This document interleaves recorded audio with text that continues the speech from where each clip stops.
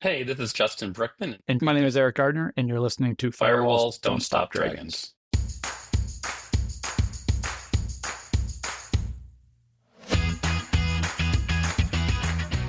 Hello, everybody. Welcome back to Firewalls Don't Stop Dragons. I'm your host, Kerry Parker. Today we have episode 472 for March 16th, 2026. I've been talking about this interview for a little while, and it's really interesting. I know I use that word a lot, but it is. And I ran across a video that these guys did. And when I say these guys, I mean More Perfect Union and Consumer Reports. And I've got a representative today from each of them here.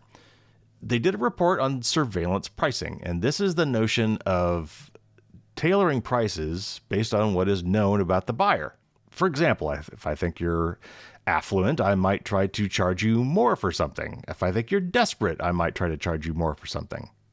If you haven't bought something from me in a long time, I might lower the price to see if I can get you to start buying things again, that sort of thing. And though there's a lot of cases, and we're going to talk about this today, where dynamic pricing is maybe more of an accepted thing. There's a lot of cases too, and it's hard to find the line, but it doesn't seem fair, right? Like if I'm charging $5 to one person, but $6 to the next person based on something I know about them, that just seems wrong. And I got to say that privacy advocates, myself included, can get really frustrated when people just don't seem to care about privacy and surveillance. And I think it's because it's still really opaque and nebulous. Like the direct results of that are not always obvious until it directly affects your pocketbook. This issue is definitely something that galvanizes people around the concept of why all of this surveillance and data collection is bad. So anyway, if you want to inspire friends and family to care about privacy, this episode is a good one. And the notion of surveillance pricing in general is pretty inspiring. So we're going to talk about that today with Eric Gardner from More Perfect Union and Justin Brookman from Consumer Reports. They did this really cool study, and you should definitely check it out. There's a link in the show notes. In particular about Instacart and how they recruited many people in a couple different studies to buy the same things at the same time from the same place, and found out that they were not all getting the same prices. So that's really about all there is to set this up. Let's get to my interview with Justin and Eric.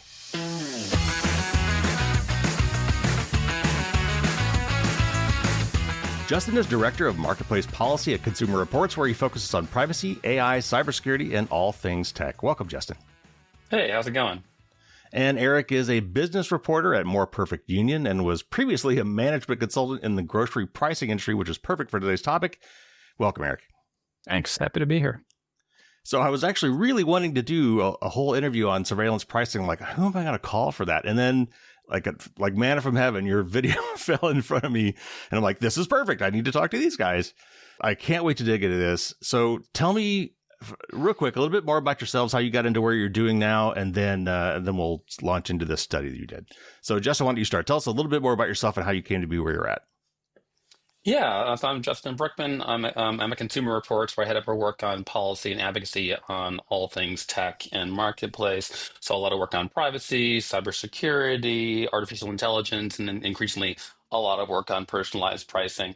I've done a lot of online consumer protection work in my career. I used to be at the Federal Trade Commission where I head up, Ooh, I was policy director of their research wing.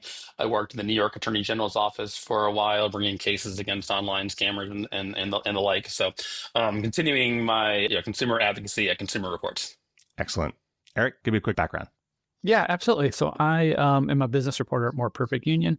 Been there for about 3 years. Prior to this, I worked within the management consulting industry, specifically on grocery pricing. So I was on the manufacturer side, essentially set up kind of these large systems that manufacturers use to manage their prices.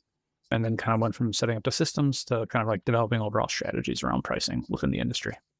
Well, obviously, that's a perfect background for what we're going to talk about today. So tell me what triggered you to launch this study. What was it that said, we need to look into this? And then what were you trying to determine, and what was your methodology? How did you figure out what you're trying to control for or not?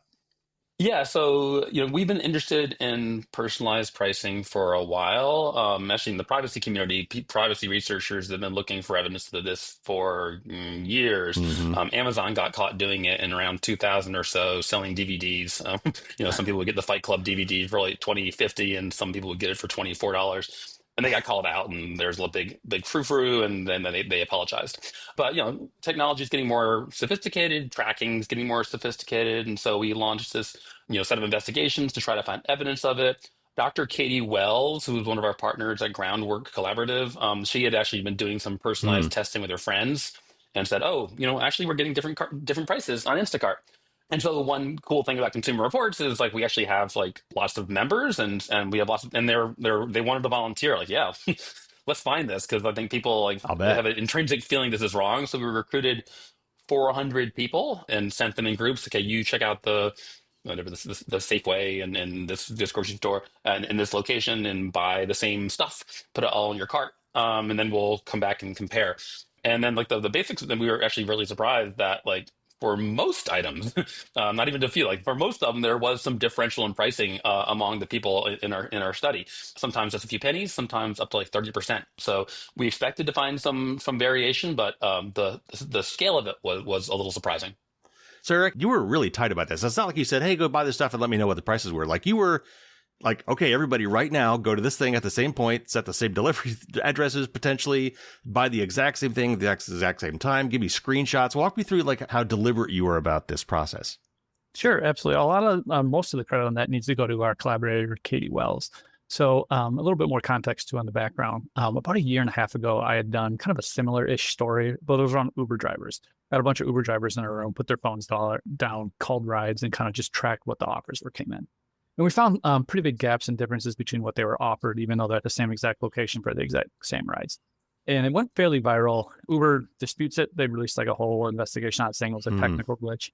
But during that time, Katie reached out to me. She was at Georgetown, and she was like, "I've been doing all this studying on Instacart workers, kind of people picking things, and come to the similar conclusion. There's big evidence that they're getting paid different wages. But what are they doing to consumers?" I was like, "That's really interesting. Would love to look in on it." But also, like, I don't want to just do recruit 10 people in a room type thing, because then they're just going to dispute it on a technical glitch. At that same time, Consumer Reports was running kind of this working group of a bunch of people interested in surveillance pricing and wages. And her and I had both got invited to the working group, and for their only seemed natural to partner with the bringing Consumer Reports into the collaboration and try to really figure out what this is actually happening. So yeah, Katie devised the methodology here. Essentially, there was 4 sessions online and 1 in person. For each one, it was we picked 20 items at a specific grocery, specific location. Folks would log in through Instacart, identify and select all of those items, go to the final checkout. They didn't actually check out, but once they're at the checkout, take screenshots of them all. They then sent those screenshots into the team, which then the Consumer Reports side on the community engagements, I believe it's called, or whatever, the Allen Smith division, I forget what it's actually called, went through and painstakingly reviewed every single entry, made sure that they were all valid, made sure that it was all, that like, we were capturing the right data. I will say at the end, as we sent over the information for Instacart to review, there was thousands of rows. I think they had issue with 1 row. So there was 1 quirk in the data across thousands of rows. And yeah, that was, and from there, it was just kind of digging into the data, investigating it out. So obviously the prices did differ. If they didn't, you guys wouldn't be here today. So how did the prices differ? Do we know what information Instacart was using to determine someone's willingness or maybe ability to pay more? What trends did you see? A point of clarity on that. So we don't know is like the short answer. And Instacart claims that it is all random testing. And, that could be, but at the same time, Derek Kravitz at Consumer Reports, investigative reporter over there, uncovered just a massive trove of patent documents from Eversight. So in 2022, Consumer Reports purchased a company called Eversight, and their whole thing was essentially this type of price testing. They started with promotional testing, kind of, what type of coupons work best. They would test them online and then bring them in store. And they found a massive kind of segmentation criteria throughout their patent history. Within that, it's past purchasing, demographic data, really kind of the whole gauntlet. And again, Instacart says that it has no impact, but it's there, and it could be an explanation. Okay, so do we have any insight into how pervasive this practice is, or how long it's been going on? And then how profitable is this for the stores and/or Instacart? Do we know that either? It's a good question, and one that we've been trying to figure out. It used to be you would go to the grocery store in person, there's one price, and, and it was easy. Online, we all have different screens. In apps, it's even more Mm, atomized. And so companies have more and more ability to do this now. And we still have, there are lots of stories that I think we've all seen. There's like, hotel services that were giving higher prices to people who are logging in from wealthier areas like San Francisco, as opposed to like, somewhere in the middle of the country. Similarly, like some prep school, online SAT prep was charging people more if they're coming from more affluent areas. hmm. There was some evidence that Target would charge you higher prices if you were farther away from a Target, Hmm. a physical Target. And so it's happening more and more. And again, like, companies sometimes when they get called out, like the one of the earliest examples was Amazon charging different prices, and they got caught and they were very sheepish about it. Instacart held out for a little while on this one, like for I think about a week. They defended it and said, it's just randomized pricing. We're gonna do some things to rein it in a little bit. We're encouraging more stores to do same online and offline pricing. And then after about a week or so, they're like, okay, no, the heat's too much. But I mean, again, it's hard to find. We like we can all of us can find anecdote data, which again could be explained by like a big company saying, oh, it was just a discrepancy. And so it's hard to do these kind of like large scale 400 person tests. We're trying to do more of it, but I think that's why we're starting to see efforts either to prohibit some of these practices or at the very least to mandate some degree of transparency. Companies have to Right. tell you when they're doing this. All right. So in one of the, I think an article that was written about the study, you talked about this notion of a customer surplus. What is that? And was that something that you guys came up with, or did you find that in the marketing documentation for some of these companies? Customer surplus, it's a pretty standard term just in general, kind of like the economics world. It basically means this. If you're a company and you charge $2 for an item and it turns out that someone would have paid $3, that's $1 customer surplus. That's $1 left on the table for the company. Mm. And, for as long as there's been business and there's been math, they've always been trying to figure this out. But it's basically just a guess. And, in the piece, Lena Khan talks about it a little bit on how just like the level of sophistication and kind of almost power imbalance between consumer and large corporations. It's just tilted so much that there is just like, it's not unusual again to try to figure out, like in marketing parlance, it's called the elasticity of a demand. Basically, like how much price changes are going to change your ability to buy it. And there was always guesswork around it. And people always looked at historical data and like tried to figure it out. But it was always again a guess, and the risk was on the retailer because if you price too high, those are lost sales. You're never getting them back. But now with these kind of online tests, you're able to kind of, I mean, it's not cheating, but there's certainly an imbalance there where you can determine the exact amount to raise. And I think it's absolutely pretty standard across the industry now moving forward, and absolutely contributing to rising grocery prices. Yeah, and when they have the ability to set different prices, right? We all have different price points, right? Like I might be willing to pay $5 for Cheerios, right? But Eric might be willing to pay $6 for Cheerios. And like, the companies have more and more data about us. They have more and more buying behavior. They can know over time that I respond better to sales. And therefore, when I pull up the price in the app, I'm going to get the lower price.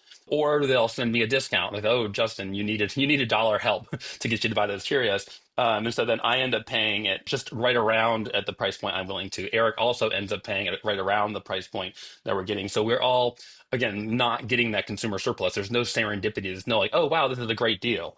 I think the ideal economically for the businesses is that we all get the most meh deal possible, right? We're only we're just low enough for us to get it, but not actually like, get like a massive savings. And again, that will over time drive prices up. So obviously the technology, the tracking technology, and all the dossiers being built on this, obviously are helping them to do these sort of algorithmically. But you mentioned the fact that it used to be that we'd all go to the store and we'd all see the same price because it was right there on right there in the thing. We walk out, we pay it. But I would have to guess that the pandemic changed a lot of that. In fact, the Instacarts and the Uber Eats and those kind of services existed prior to the pandemic, but they really got a lot of business during the pandemic when no one was going anywhere. And then I've known a lot of people that since then have just gotten used to it. And even though the pandemic is over-ish, people are now just using now where they didn't used to. So I think that the opportunities to do this has grown since then. Do you agree? Yeah, I would agree 100%. And I would say the major change was actually on the retailer and the food manufacturer side.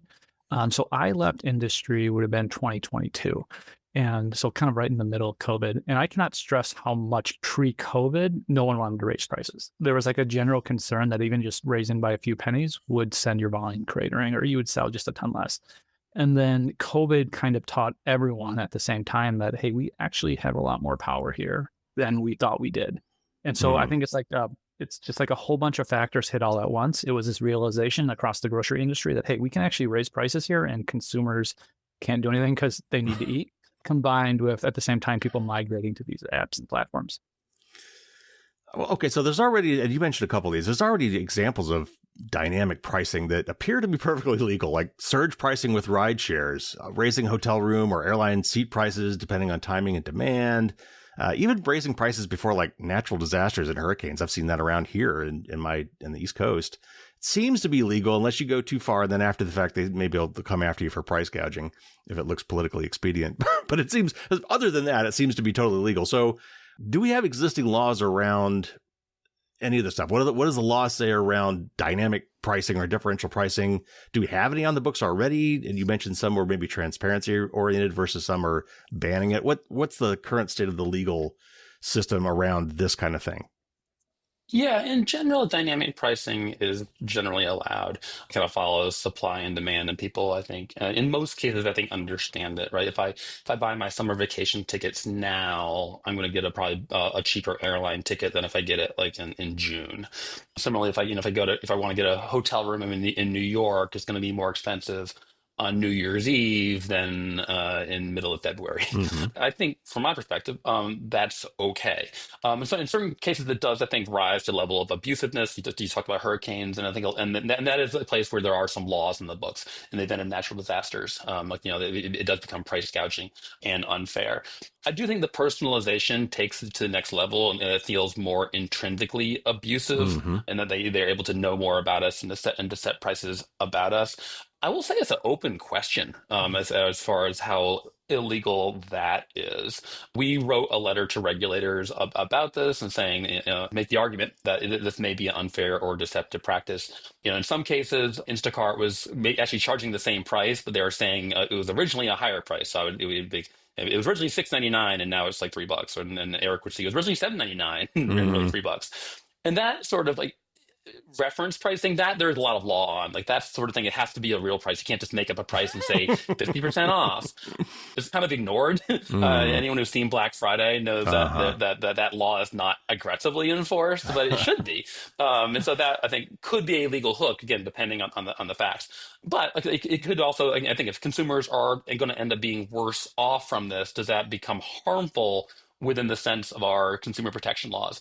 And I was actually maybe a little bit surprised that when this story came out. I understand people having an emotional reaction to it and regulators wanting to do stuff on it, but the FTC, the Trump-Vance FTC, came out and said they almost never talk about pending investigations, but they, I think, kind of said or confirmed, like, yeah, we're looking at this, like this is something we take very seriously in a way that was really unusual, especially, again, that is unusual in general, but also on like I think a gray matter legally. But again, there is an argument you can use existing consumer protection laws, but because of that uncertainty, we have seen bills around the country and federally, including bills introduced this morning, to try to rein in the practice. Well, let's talk about this real quick. I know there was one in New York City. I think it was one of the first of its kind. It was a transparency law. So when you were buying something, at least they had to tell you that there was some algorithm involved in setting the price for you. It doesn't prevent them from doing it, but at least the customer gets to know that it's happening. But now I think you talked to a Senator Gallego who has a One Fair Price Act bill that's considering. I don't know if that's one you were just referring to. Which actually specific one should we be looking at, and where are some already enforced? So yeah, Senator Gallego has introduced legislation federally, or Representative Tlaib has introduced legislation. There've been a few other bills introduced in Congress. I'll say Consumer Reports, we tend to focus more at the state level just because states Congress is a little bit broken these Mm-hmm. days, and we found more success on consumer protection issues at the state level. So last year, for example, in California, we sponsored legislation from Assemblymember Ward from San Diego that passed the Assembly and got pretty far in the Senate. We're going to come back with that this year. But we've already seen legislation, Illinois, Maryland, New York. I think somewhat. I think the Instacart story probably played some role in that, and More Perfect Union's video, like making it so accessible for so many people, I think was tremendously valuable in that. But I think in general, I mean, Instacart's one story, but again, we hear more and more stories every day. And people have a very visceral reaction to it in I'll ways that bet. actually almost surprise me as someone who works on this all the time, and like I spend my career trying to fight it. But I feel like I work on privacy or cybersecurity and try to get like the average person to care about it, like, oh yeah, that seems important. Um, Whereas I talk about this thing, and like I have like CNN business reporters saying, like, should people be in jail for this? People just react to it very strongly, and so we've seen just tremendous policymaker desire to do something about it. Well, I mean, it definitely seems like it must be a fairness issue. And the fact that it's happening online where you don't get to see it is different. Like if I was walking through the store and the guy in front of me buys a 6-pack of beer for $15 and then I go through and he looks at me for the same 6 packs, like gives me a bad look and charges me $20. I'd be really upset. And yet that's kind of what's going on here. You just don't see it. To put a pin on the legal part, is there already stuff in place where you can't differentiate pricing based on protected class or something like that? Is that already on the books? Yeah, so I would argue that civil rights law, well, I think civil rights laws tend to apply to like public accommodations. I think it was like if you were like deliberately charging Latinos more than white people. Actually, like the Federal Trade Commission actually has brought some cases on that. There are car dealers in New York who are like conscious, like Mm. deliberately charging. Now that was considered at the time actually a kind of aggressive interpretation of general purpose consumer protection law. I am not a civil rights law expert, so I don't, but I imagine there would be strong arguments that you can't just, I mean, like, that for food, you couldn't do that. But also, and sometimes it's not entirely clear what the basis is that they're doing it. Like again, Yeah. we really tried to query the data in Instacart, and just we didn't know. And it's hard to say when it's again with an algorithm, and maybe it's machine learning, maybe the algorithm doesn't know, right? Right. So it does make it really difficult to try to figure out what's going on.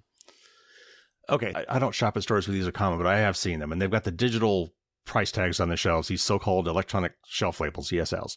And if you've never seen one, for the audience's sake, if you walk in and normally where there's these paper tickets on there that have the prices and some poor person has to go through every Wednesday and change them because once a week they're whatever their sale prices or whatever change. These are digital. So somehow magically over the air. In fact, in the video, I think you even showed one of them changing dynamically. Not all of them, one of them. So now I'm really curious, how might these digital tags be used to dynamically tweak prices to benefit the store? And in practice, how frequently do these digital things change? Like I've always wondered, like, all right, I pull it off the shelf and it said at one price when I did it, and by the time I get done with my shopping, it's changed. I don't know. Tell me how these really work and what we really should be concerned about there.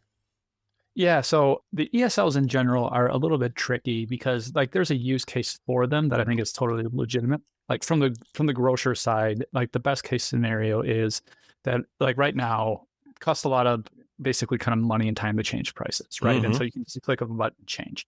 Where Instacart gets pretty interesting is in the patents. So within their patents, there's a specific one that talks, it's really kind of a detailed methodology around doing kind of expansive price testing across a chain. So a chain of retail or retailer, maybe 100 stores would split them up into equal segments, and across that would test different prices, all fed through this Eversight system.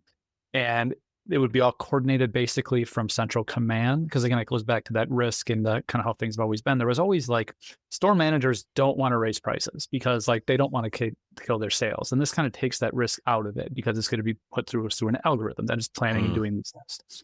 And within the patent, it shows like a really sophisticated system and network around this. And just want to be clear to listeners, it's not like testing an individual level. It's not like myself, and I'll go up and I'll see $1 for something, Right. and then you come a minute later and you see $1.25. It's not that. It's Okay. testing on like a location-based level. And so we found that and it was really interesting. And then you go to their website and they have this system that they call carrot tags that are basically just an interface to connect their price testing software to an electronic shelf tag label. And in it, one of the core features was price testing with Eversight. So we asked them, as everything came out, like, it kind of boiled down to, when we were doing this investigation, we were testing Schnucks, which is this regional grocery chain in Missouri.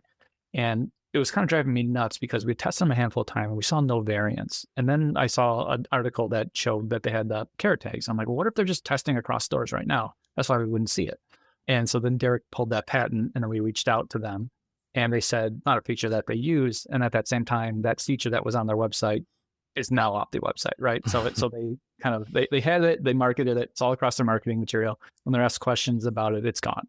So in terms of how often they change within the patent, it specifically says don't change a price more than once a day, or customers are going to get weirded out by it. Yeah. But in general, like if you were just thinking, I could only like speculate, but I think like probably a week or so, once a week, changing prices, which is fairly normal. Like they don't want to creep you out, right? But they want to figure out what is kind of the elasticity around a specific item. It reminds me a lot of like A/B marketing testing, right? Because we can, right? We can send 2 different ads to a million people and see which ones get clicked more, and keep refining that like dynamically on the fly until we get the most optimal ad that gets the most people to click on it. And you could probably even do that by demographics, right? Is that basically what they're trying to do with some of these systems as well? Yeah, I would say that's a good way to describe it, specifically in store testing. My gut would be that they would go through and they'll have their historical kind of progressions, an idea of like a range of tests of prices on what they could charge per item. And then they go in store and like they, pick the ones that would kind of boost profit. And then they test those specific ones across stores, across time. And then once you get one that works, if you're like realistically, what a lot of people wouldn't notice if, pasta raises by 10 cents. But, across that across a chain, suddenly you're looking at some serious money. Right. All right. Especially once you start involving like Instacart or Uber Eats or some of these other things, you get there's a lot more cooks in the kitchen, a lot more hands in the pie. So there's a lot of fees associated with the shopping and delivery services, for example, add-on costs. Are these add-on fees dynamically manipulated as well? Is this all part of the overall equation? Like maybe they're not sensitive to price, but if I sneak in an extra $1 for the delivery, they won't notice that, or they'll swallow that where they wouldn't swallow an extra $1 on Cheerios. And I'm just curious if you know this, because I've heard actually a lot of debate about this. When I give a tip to some of these people who are actually delivering it, does all that money go to them or not? Yeah, those are good questions. I can say from our experiment, since we did pickup, not delivery, we didn't see anything around the fees or anything like that. So we didn't actually test to it. And yeah, I'm not sure on the answers for them. I know people have speculated, but Justin, maybe you have some thoughts. Yeah, I mean, I have heard anecdotally that people have seen, like probably in the proto testing phase, like we kind of described where Dr. Wells was early on, seeing some like, wow, we're ordering the same things. I'm getting $3 here. I'm getting $5 here. So I've heard that. We've not studied it, but it's something that we're talking about looking into. And again, like no clear law saying that you can't do it. As to where the tips go, again, I think this is it may probably varies by location, but I personally know that when I when I go pick up like coffee, and then like the store says $1, I feel like if I put $1 in a jar, that'll probably end up with the baristas.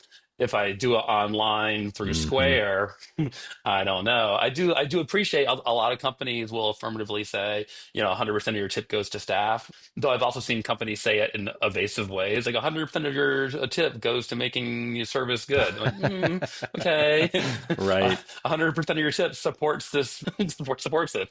So again, like probably underregulated, and I think probably an area where people like probably think is going to the people we get a tip, right? And I'm sure there are definitely companies that are probably just like pocketing it. Ugh. I don't know how much of it's apocryphal and how much of it's just people just guessing that this is going on and assuming that we're getting screwed because we've been screwed so many other ways. But I'd love to know. I wish there was just transparency around that kind of stuff, because I know that kind of like I remember when all the different fees were on your phone bill, and finally we started coming out with laws saying you've got to either cut these fees or say exactly what they are and make up names for these things that actually make sense and not regulatory blah, blah, blah, that whatever, I guess I have to pay that. And it's not, it's just pure profit. And so I've always wondered how that shook out.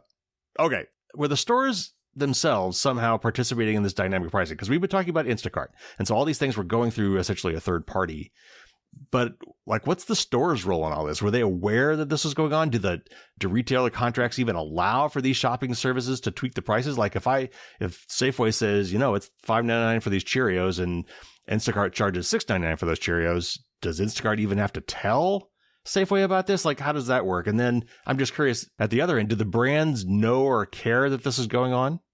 Like, like Frito-Lay and Pepsi. And So this is another kind of one of those interesting where kind of Instacart's claims kind of run up against what we found. So Instacart's kind of position throughout all of this, and the best of my knowledge to today, is that these were or are basically price tests initiated by the retailers on their platform. So kind of like they're just a platform facilitating, they're not doing anything about this. And kind of the problem with that is that we found in this investigation that just almost from sheer circumstance, one of the retailers that we did on the original test, so we did 2 original tests with Safeway and then with Target. We reached out for Safeway for a comment. We know that they're an official Instacart partner, and we didn't hear anything back. We reached out to Target, and Target was like, we don't know what you're talking about. We don't have any relationship with Instacart. So it turns out that, and then Instacart later admitted once we confronted them with that actually they're scraping Target's website and then running these tests by themselves. They claim those tests were to figure out what they can charge to cover their operational cost of offering Target, and they coincidentally ended those. And we just happened to be testing during those tests. So that's kind of their position. So it just raises the question, how much is this from the retailers and how much of this is the platform? I don't know. There's a lot of unanswered question there. In terms of the brand, I know for certain, just my background, I've talked to a lot of folks who work for major food companies. They had no idea that this was going on. They're not surprised. It's this weird tension and dynamic around the food companies and I would say these tech platforms that are kind of getting in between. So food companies used to kind of dictate or were kind of the experts on data on the consumer.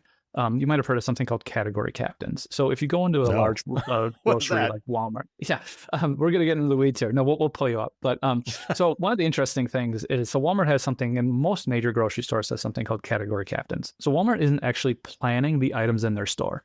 They outsource that to food brands. And it's kind of a variety of reasons. Like the feeling is that food brands have this innate connection to the customer, and they can help them kind of determine what items to slot and whatnot.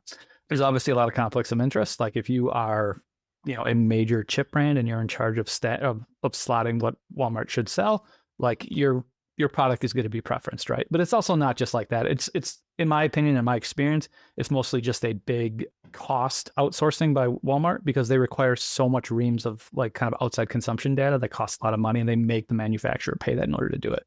And they were willing to do it because it allowed them to kind of dictate what gets sold. And so this connection to customers that food brands used to have is getting completely replaced because, quite frankly, like a tech intermediary had better data. And so they don't have really any insight into what's happening on these platforms from the food company perspective. So it's a lot of words there. Hope I didn't go too deep into. Oh, no, that's fascinating. All right. So I'm also curious about this. I'm hoping how do things like customer loyalty cards, what do they mean for privacy and susceptibility to surveillance pricing? Yeah, that's a good question. One we've done a little bit of looking into actually. Before we did our investigation of Instacart, we did a story on Kroger loyalty programs. Right, like you to go to the grocery store, you kind of need to be a loyalty member because your grocery cart is like significantly cheaper if you're part of a loyalty program. But we did see that as part of that, people were getting different offers. And so I guess one concern around a lot of the personalized pricing is that it's not necessarily going to be done on the list price. It's going to be done on different discounts. Like they're going to use a personalization. The list price is like, $5, but like this person's more desperate. Like we're going to not give them a coupon. This person, we'll give a $1 coupon off. And so I've often wondered, like McDonald's is a good example. Like, when you go to McDonald's, it's like a lot cheaper to use the app, but it's also like everyone had a different experience, right? And so I've wondered, like, are these pretty good coupons? Do they vary between different people? And these companies have a lot, and they have lots of data about all the things that you buy, right? So they have a lot of data about you. They have the ability to lead on that. They can buy data about you, right? They can go to a data broker and find out all sorts of stuff, but not just what you do at Kroger, but what you don't do everywhere else. Like what category they put you in, guesses around demographic and income. It's so many different categories. So, and there is this massive push to try to get everyone into loyalty programs, for a variety of reasons. It's going to be to build loyalty, right? To get to incentivize you to buy 9 cups of coffee if you get your 10th free, but also for the marketing. And I worry increasingly around the potential for discrimination in price, at the very least through discounts. Well, and like you said, they're tracking everything you do, and they're really almost impossible to avoid. If you you tend to go to the store that's probably closest to you or on your way home from work or whatever, and so you already have that kind of a loyalty built in because it's logistically. But the real discounts at all of the grocery stores, at least around here, don't happen unless you have a loyalty card, and they're significant. Like there have been times when I've walked out, with a 50% savings on my bill because almost everything I bought was BOGO. And if you didn't have a loyalty card, you never got those things. One quick thing to add around kind of loyalty cards and whatnot, and kind of this idea of, is this being personalized or is this random price testing? Mm-hmm. So Instacart denies, right, that the shelf price testing that you saw or that we saw in the investigation is based off of any kind of behavioral characteristics. They say it's all random. They do admit that they allow companies on their platform to target promotions based off of past behavior. And that's consistent with Kroger as well. I know in Consumer Reports investigation into the larger kind of like promo world, Kroger admitted they are targeting promotions and whatnot based off of basically loyalty data. Well, and I'll have to say that when I go shopping, and they've stopped doing this in my local store, but they used to print off custom coupons for me as I leave. And I swear that all the coupons were for competitor products. It's like, I bought something today that was I don't know, a French onion dip from this brand, and one of the coupons is French onion dip from some other brand. It was definitely related to what I just purchased, if not things I previously purchased. And then I wonder, there are barcodes on this thing. Do they know if I cash that in that I cashed that in that coupon, as opposed to just a general coupon? That's a good question. I mean, the first part, like that's not at all surprising. I mean, that's actually how Google search works today, right? Right. If you search for like Honda, right, then Mazda's going to bid up for that. That's the top result there. And another question is like, when is that bad? Is that okay? I mean, the company is it companies competing for my attention? Like for search ads, I don't think that's necessarily should be covered. I think that's probably okay, though. Again, maybe like 15 years ago, there was like a lot of effort to make that illegal. We're doing a lot of efforts, again, trying to write personalized pricing bills around the country. But then it's easy to say that, but like, man, there's so many like edge cases you got to think about, like senior citizen discounts. Like, oh, okay, we maybe think those are okay. They're at least politically popular, but they may be like okay on policy. Loyalty programs that you talked about is another area. Like we got to carve out the loyalty programs because people are passionate about them. There are people who are obsessive around gamifying them in order to get the maximum value out of it. So yes, like again, if you get your 10th cup of coffee free, that's fair. But if that's part of a loyalty program, you're getting wildly different prices just because they know so much about you. That seems unfair.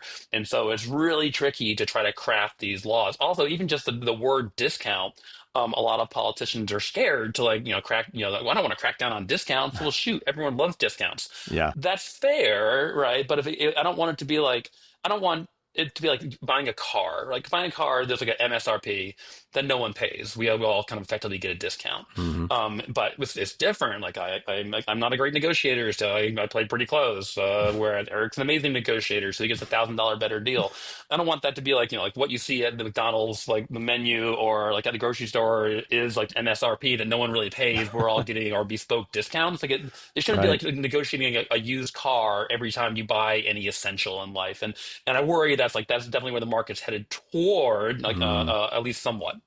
Well, and the semantics are important because you think of, well, who's going to argue with giving a discount to some people? Like, okay, well, if I give you a discount, but not you, then the other guy's paying more. So it's just a matter of how you look at it, right? So it seems more palatable to say, well, this person got a discount, but this person didn't, as opposed to I made that person pay more for the same product than that person did. It's the same thing, effectively the same thing.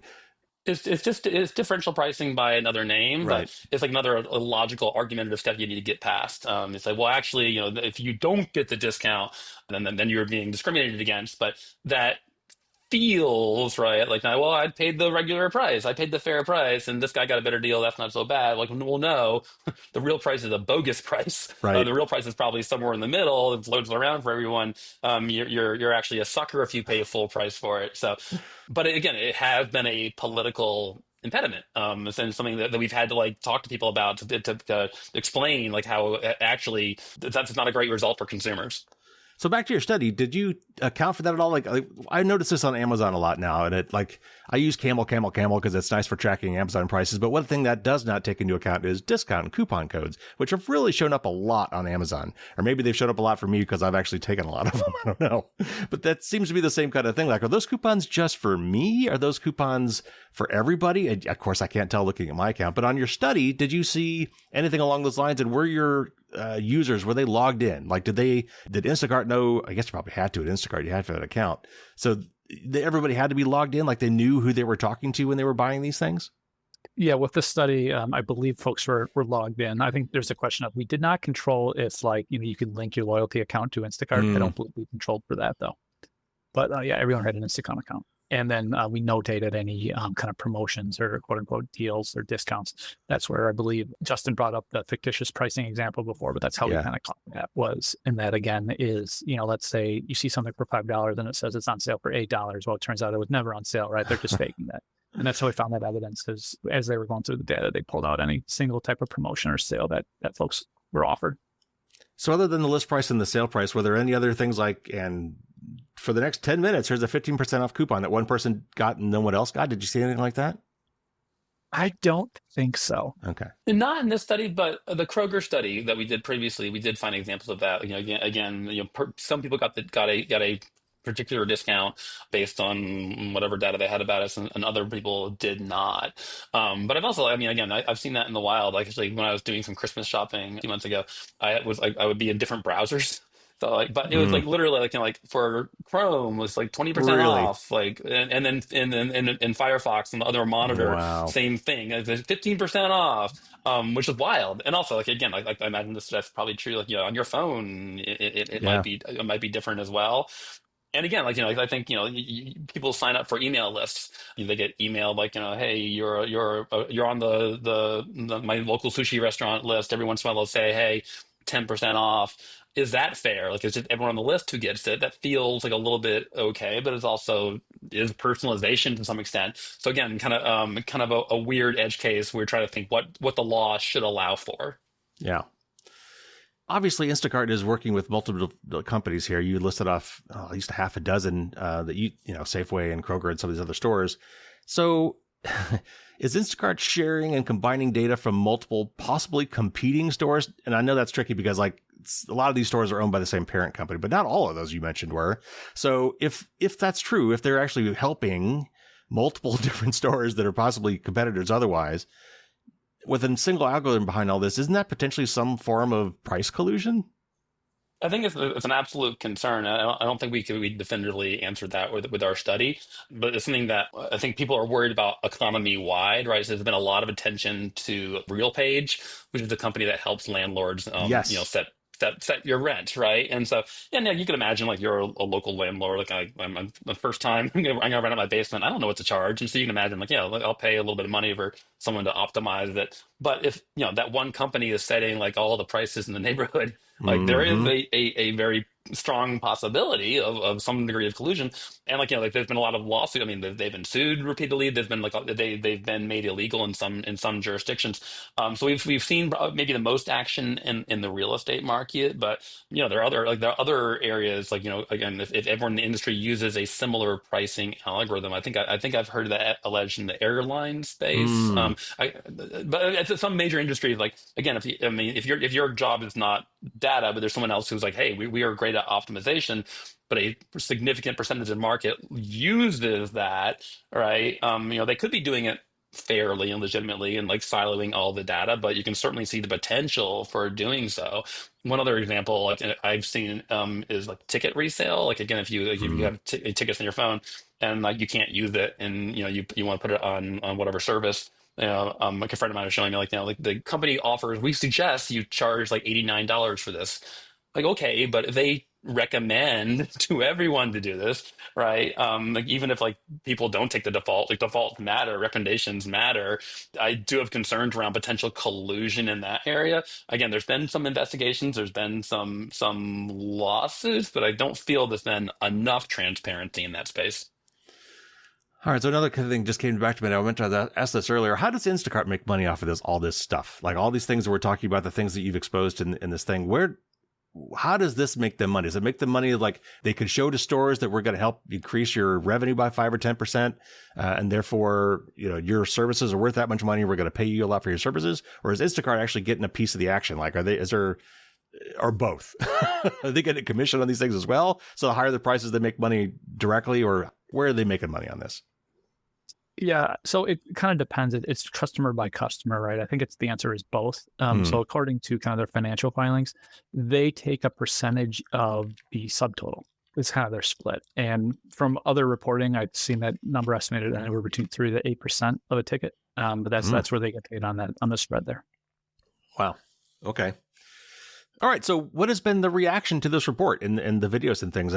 Has it gone viral? Has it attracted lawmakers, policymakers, attorneys general, consumer agencies, or the stores themselves in Instacart? Give me an idea what the reaction has been to this.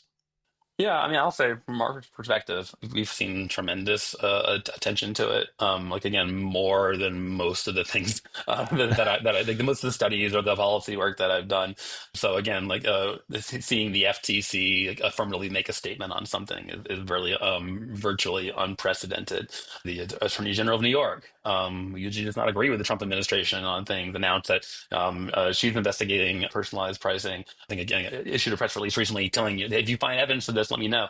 The California Attorney General's office also launched an investigation into this, saying they're looking as to when this might violate their laws, their existing consumer protection laws. New York has the advantage that they have this new transparency law that went into effect late last year that says if you are doing this, you need to tell people about it. Again, not provide a lot of detail, but it does, like, it is a marker that is making people aware and making people ask questions.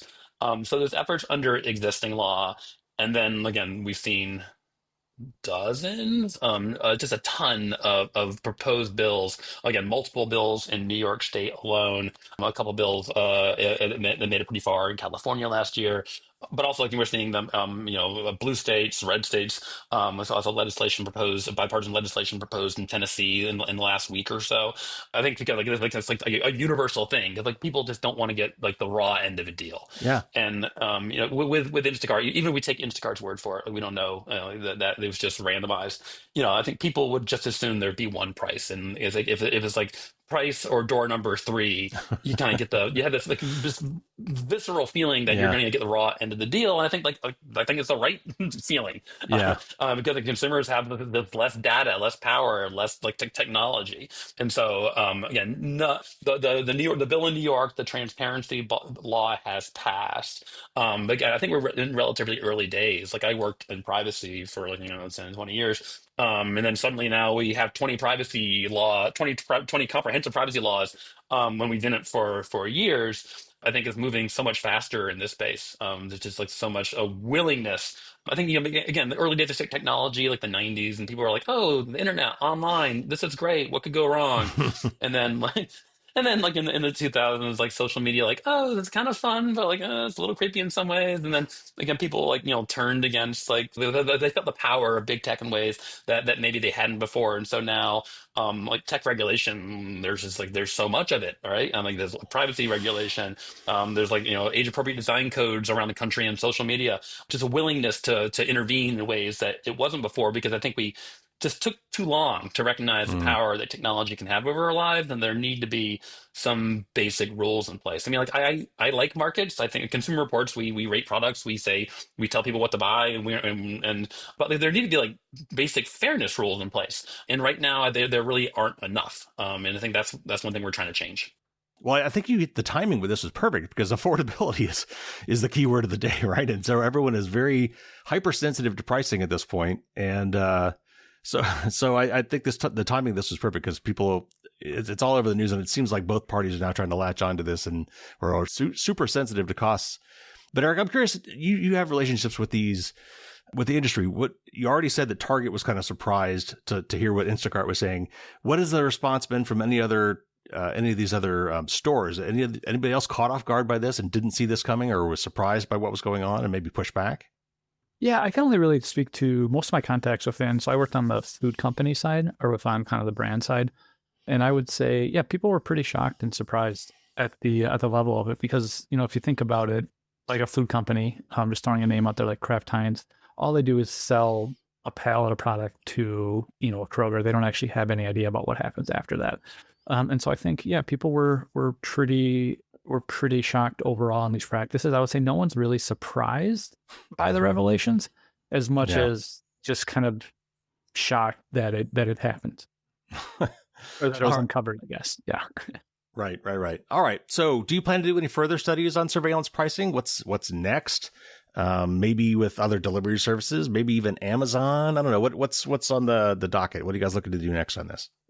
I'll say yes, absolutely. I don't want to give away. I've been in a lot of meetings about this, but I've had meetings today about this exact question, like who should we be looking at? The companies you're talking about are natural ones that make sense, but sadly, there are lots of targets. And so the question, so it was an open question about, where can we have the most impact? Where is it most likely to be successful finding stuff, right? Because the companies don't want this to be found. Instacart suffered, I think, because of they've had an immediate stock price dip, which often happens. Those often recover. I don't know where their stock price is today, but again, they felt, even a week after, sufficient pain from it to end the practice, or to mostly end the practice. To Eric's earlier point, the good news about Instacart is we had a lot of people come out of the woodwork and like have ideas and want to help. Right, we have like volunteers. And so sadly, there's like a surfeit of ideas and partners. So we're just like trying to figure out the best approach. But absolutely, I think this was important work that I think did help inform the marketplace and did definitely motivate policymakers. Yeah. So we will definitely be doing more of it in 2026. Well, and Eric and I just actually saw a video you did yesterday. I think it was the one about the Walmart Pepsi pricing one. And so you're doing other related work, which was also fascinating. And I want to throw out a word here. This is one I learned from Cory Doctorow. Was this a monopsony situation? Could you define that for me real quick? I'm not right. Leave it to Cory Doctorow, right? Because he knows all the words. So, monopoly is when there's only one person to buy from, so they get set the price. The monopsony is one where the buyer is so powerful that the people selling into them have to match their prices. It's a McDonald's situation or a Walmart situation where they are such a big buyer that the people selling into them are price controlled. Yeah, I would say that's a fair description. To just give a brief overview of this story, Yes. There was a lawsuit filed in January by the Biden administration on Early.com that accused Pepsi of basically, I think they actually used the term rigging the soda market. And the whole thing was sealed, which isn't necessarily unusual, but if you go through the video, you'll see just how bad the redaction was. And this got thrown to me to cover back in January, and I was like, because this is my old world, and I was like, there's nothing to cover here. Like, we have no idea what happened. It's just one big black box. And then Institute for Local Self-Reliance and a lawyer basically filed a motion to unseal it because the Trump administration dropped the case right before it was supposed to go public. Right before. So how these typically work is everything gets redacted, then there's a hearing and they get unredacted. And a lot of the times, more or less everything gets unredacted except for actual, really proprietary secrets. And the Trump administration dropped the case coincidentally, legitimately, the day before the hearing was supposed to happen. So is that a coincidence? I don't know. But either way, when the case went public, after those redactions were got rid of it, it's a pretty explosive story that I think, it's hard when it comes to grocery prices because they're so sky high. It's hard to pinpoint one thing, right? There's stuff like this kind of pricing that we found at Instacart.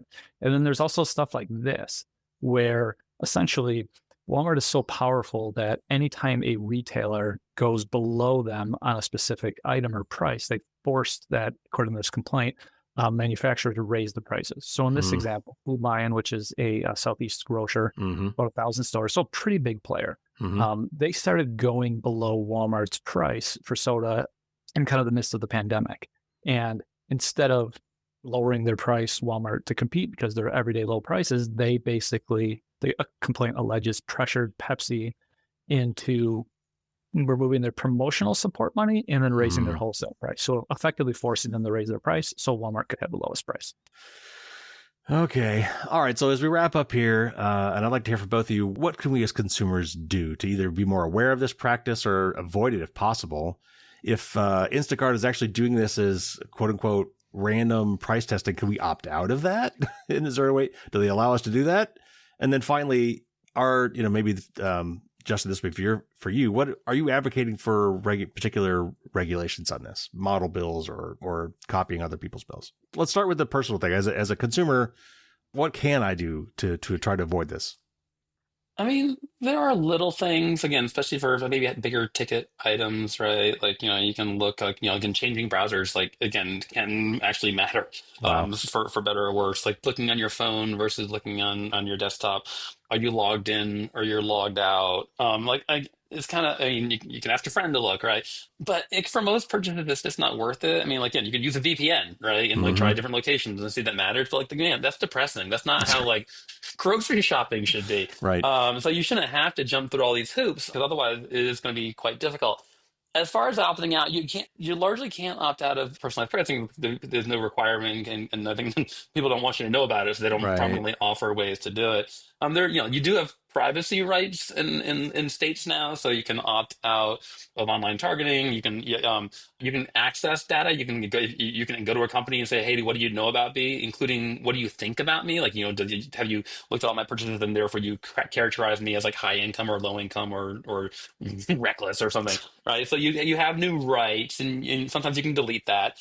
Data brokers have a lot of this data, so there's actually like more and more power rights over data broker records. Hmm. California actually has a new Yes. law that went into effect in 2026, right? Yes. That you can like with one button like delete all your data broker records. Like, and most people don't have that. And again, that's a lot of Yeah. work, and it doesn't change what Kroger knows about you. But again, things you can do in the margins.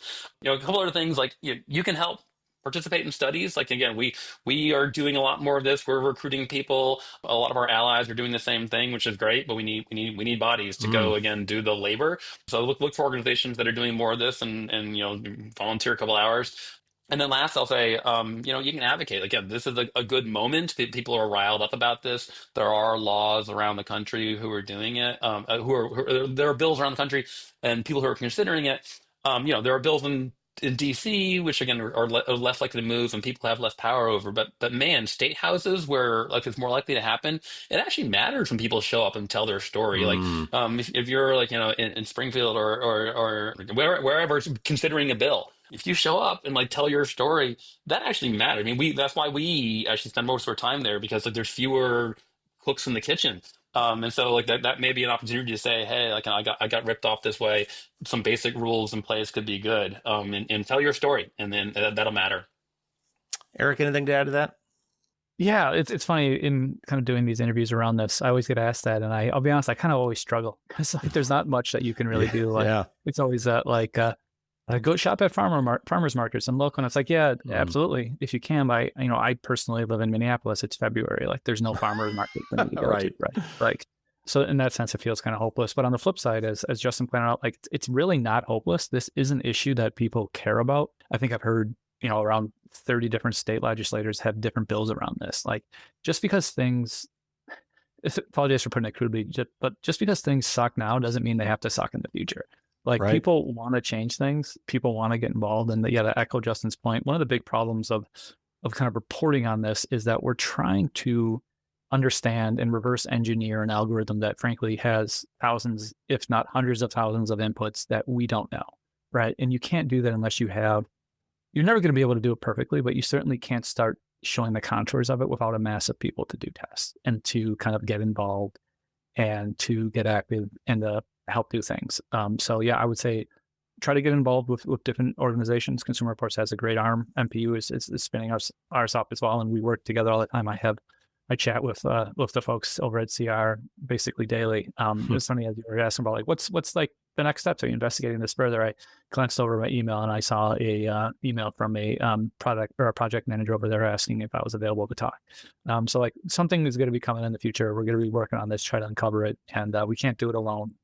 That's one thing I hope comes out of the video is that like I wanted to show that like this is a really big complex problem. I would say it's probably one of the most important problems facing society over like the next decade is just like how do we manage the rise of kind of big data and AI? We've always heard about it. Now we're seeing the impacts. And it's going to take a lot to solve this. It's going to take NPUs. It's going to take Consumer Reports. It's going to take researchers all kind of working together with different strengths and talents to kind of figure out what the answer is. So I hope that maybe listeners who see it or other folks in the media see that, and like the conclusions they make is, hey, maybe we should collaborate with each other and get involved and try to solve this rather than, a different one about we're going to do this ourselves, because we're not capable of figuring this out. in a silo. All right, real quick, how do we support you? How do we best support what you're doing? On the More Perfect Union aspect, I would say just check us out and subscribe to the feeds. We're on YouTube, Instagram, all the major ones. And every now and then we have different fundraising drives, but I think the most important thing to do is to just subscribe and watch and share when you think it's relevant. Yeah, Consumer Reports is a membership organization. So obviously we love having members. Certainly, hey, if you're making a major purchase, you should be a member anyway, because Yeah. we buy all the stuff, we test it out, we have like a giant test track in Connecticut, we do all the work.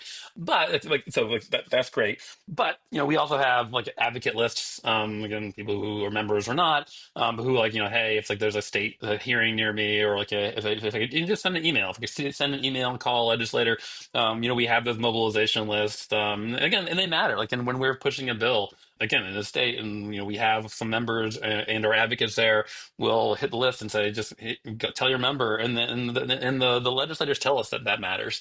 So that's another option to get involved. And then also, if you have tips, again, this kind of came from a tip from from a sophisticated researcher, but I've also heard other things, like we heard this is going on, and then it turns into a story. So always feel free, find if you have evidence of something like that you think people don't know about, like, again, may not turn into something, but we're always curious. We had, and like the things I was surprised with what we found with Instacart, and so so love to hear more about what's going out in the world. All right. Well, guys, that was fantastic. I will certainly be following you guys and watching what you guys are doing. And you guys, the next big break, we'll bring you back on the show. You can talk about that as well. Thank you so much. I'm glad that you guys are out there doing what you're doing, because we need that work. Thank you. Appreciate it. Thank you. Hey, thanks for drawing attention to it.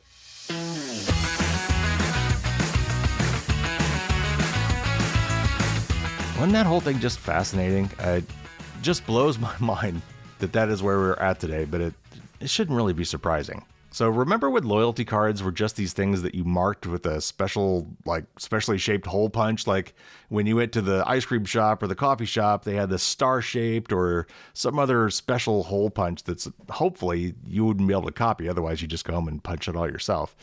And then when you hit, a certain milestone, every 10th one or whatever, you'd get a freebie. There was no tracking on those. In fact, anyone could use and share them. I did that often. I would have one that I never quite finished, and I would give it to someone else because I don't go there anymore. Here, take this, and I know you use it. Punch a couple more and you'll get a freebie. But not anymore.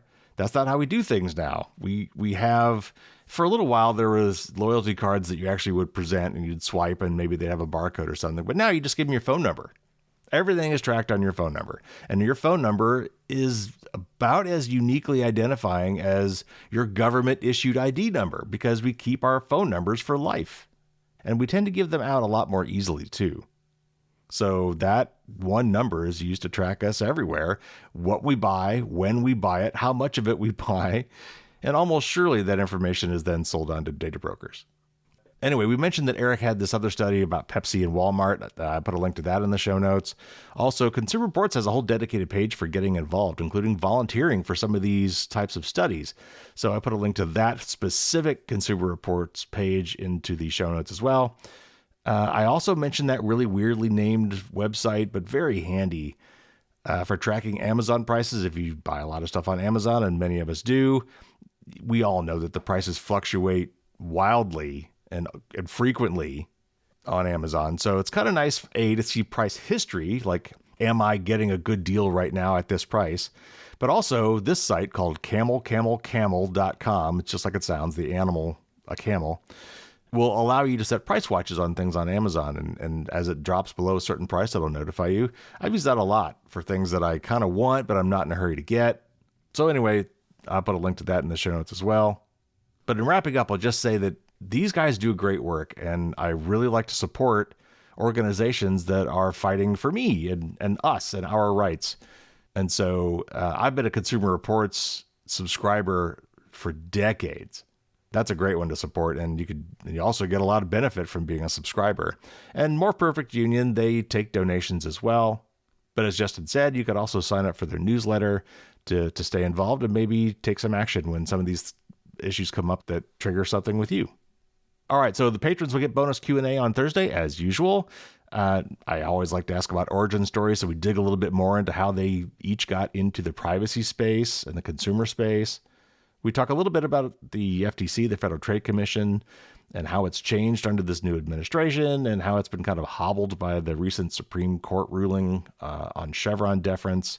We talk a little bit about what their role is in these kind of consumer pricing and fairness issues. We talk about how dynamic pricing is used in other areas, like in the gig economy, which is very popular now, and how it's often used to screw over the gig workers, but also just where algorithmic pricing is being used that we might not think about.